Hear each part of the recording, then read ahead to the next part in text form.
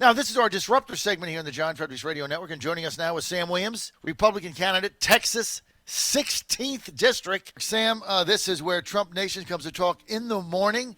Sam, tell us about your race. Who are you running against? Well, I'm going to run against Veronica Escobar. I don't know if anybody saw that yesterday where she was booed by the Republicans in the House over this border funding thing that she wants. Well, tell us what she wants. Well, she says it's so bad down here in El Paso on the border. It's not nearly what some people want to make it out to be. From what I drive the border about twice a week, maybe 3 times a week, just to kind of get a feel to see what's going on, make sure nothing's major's changed. Well, we don't have a lot of problems right now. It seemed to have ended about 3 weeks ago, and I think that's shifted farther south. But with Ms. Escobar, what she's done is she put the House bill up for the Asylum Seekers Protection Act. Now, that's essentially going to give away our rights to asylum seekers. They don't even qualified yet or verified if they can even qualify for asylum. Only 20% of asylum claims ever get approved. And yet she's still funding everything that has to do with people coming across our southern border. Every bill that she's put up has something to do with that, and that's not the way to fix the problem on the border. The biggest thing is we have to get rid of the incentives that are bringing these people here. That's the problem. They know that as soon as they get on the U.S. side, hey, they're going to get free. That's why they're coming. It doesn't have to do with their country or whatever. They just know they're going to get it better here. Right. Look, I'm sure there's a handful of people that have legitimate asylum claims, and we have laws for that, as all countries do, that you got to follow the process. I mean, there's always going to be some, but the overwhelming majority of these people that are coming, and they're coming here to get to America to get free stuff. The sooner we just admit the reality of the situation. Look, everybody, there's 4.5 billion people in the world. They'd all like to be in the United States, in our welfare state, where you get free health care, free medical, free this, free that, free education, free food, free Obama phone, and if you get a job, great. If you don't, you're still in good shape.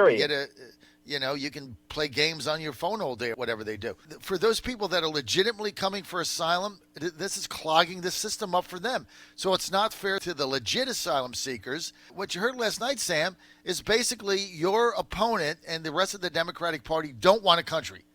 They want open borders. They don't want sovereignty.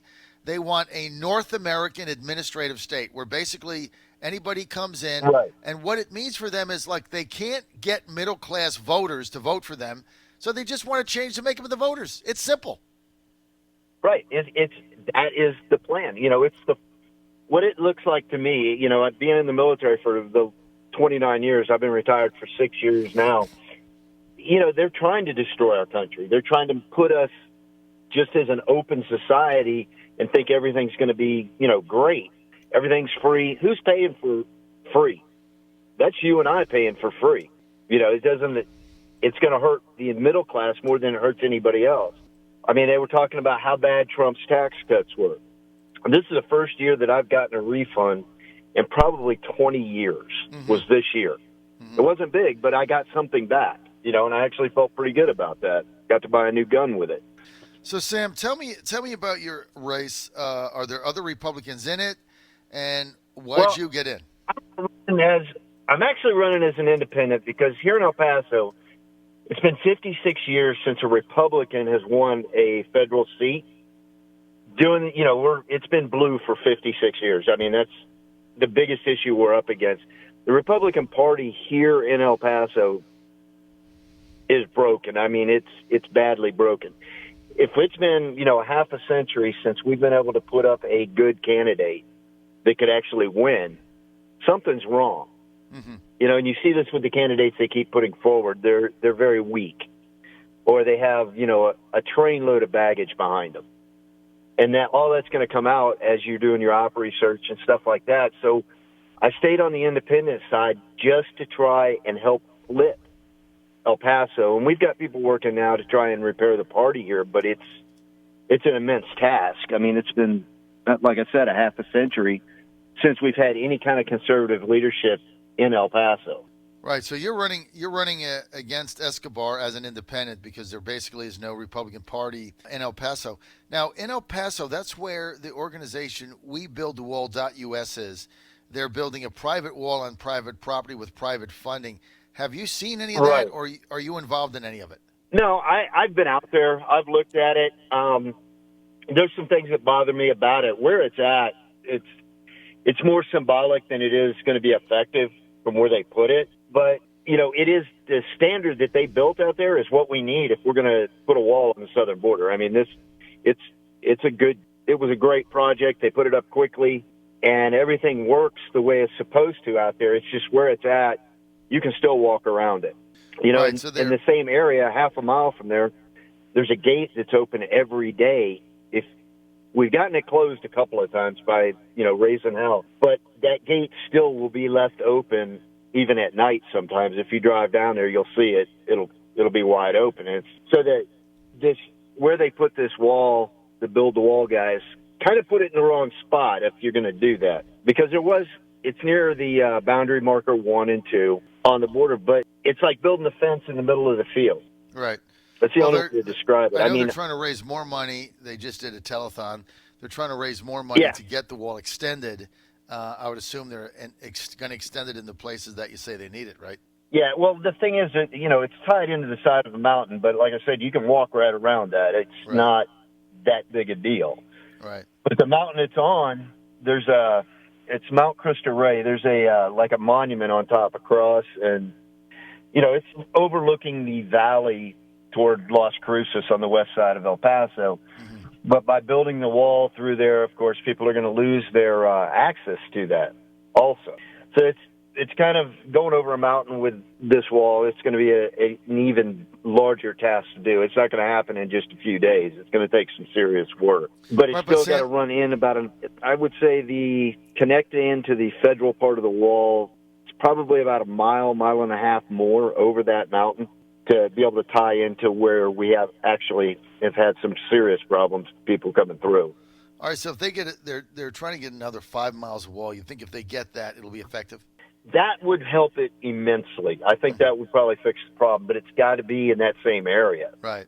Because that was a very high traffic flow, through probably early June. The last big crossing we had was around the 2nd of June, but that wasn't in that area. That was actually farther east of there, out on the east side of El Paso, where somebody actually left the gate open and just 1,000 people walked through it. Unbelievable. Well, the problem is you go to the border highway, too, and I can drive for 10 miles along that border highway and not see a single CBP agent out there. They've pulled so many of them to process people. Right. Well, the thing is, if you come into the country illegally, what process? We can catalog you, move you out. My suggestion was a long time ago, we've got the National Guard. I understand why we can't put active duty combat troops on the border. And the issue is the governor could activate the National Guard to help augment the Border Patrol if they're having this kind of issue to process things. Because our Border Patrol is the largest law enforcement agency in the country. You teach, most of us that have been in the military have worked some kind of detainee ops if you've been in the last 20 years. So we can teach these guys to detain them, hold them, give them to the Border Patrol, let them process them. Maybe it'll speed the process up a bit to get these people processed and back out of here. So what you're saying is there's no Border Patrol agents because they've been sucked into the processing, and of course all the processing they're doing is catch they're and having release. to do right? ICE's job now. They're doing ICE because ICE is, ICE and the Border Patrol are separate. They do two separate portions of the immigration stuff. The Border Patrol does the apprehension. They turn them over to ICE. ICE processes them. Right. Well, now they're using Border Patrol agents to process with. Exactly. Now I get what you're saying. A huge task. Yeah, and then 3,000 or 4,000 people a day. That's going to almost impossible to handle. I remember during Desert Storm, we took 121,000 prisoners, but at least we had people to handle it. Right. Well, the thing is, Sam, the other thing is what you're saying is the CBP, they're not there to protect the border. They're processing, and all the processing means is catch and release, right? They're given a piece of paper, they're putting a train or Greyhound. Not a whole lot of release right now. Back in December, we saw, the bus station being overloaded downtown. And then we had a lot of nonprofit groups coming in and paying for these people's bus tickets to wherever they were going in the United States. The thing is, they're not medically screened, and now we're looking at a different kind of threat where we can send a disease anywhere in the country because they're throwing these people on a bus without being fully medically screened, too. That's the thing that bothers me the most, because we can create epidemics in areas just by taking people that are infected with something that we don't know they have, by shipping them out of these detainment facilities until we make sure they're clear. And so far, we have no provisions. You're saying that we have no provisions for that. I'm breaking up a little bit, John. All right, man. All right, listen, I got to go. I'm out of time anyway. Sam Williams, more information, samforrep.com. That's samforrep.com. He's running against the Democratic representative incumbent Escobar in El Paso. He's an independent. There is no Republican Party to speak of in El Paso, so he's running as an independent. He's gotten on the ballot. He needs your help. Look, we need to run Trump supporters everywhere in every district in the country, regardless of the situation, so they can put up a fight. You never know what happens. You get on the ballot, anything can happen. samforrep.com, samforrep.com. Sam, thanks for being with us here on our John Fredericks Disruptor segment. Thank you so much.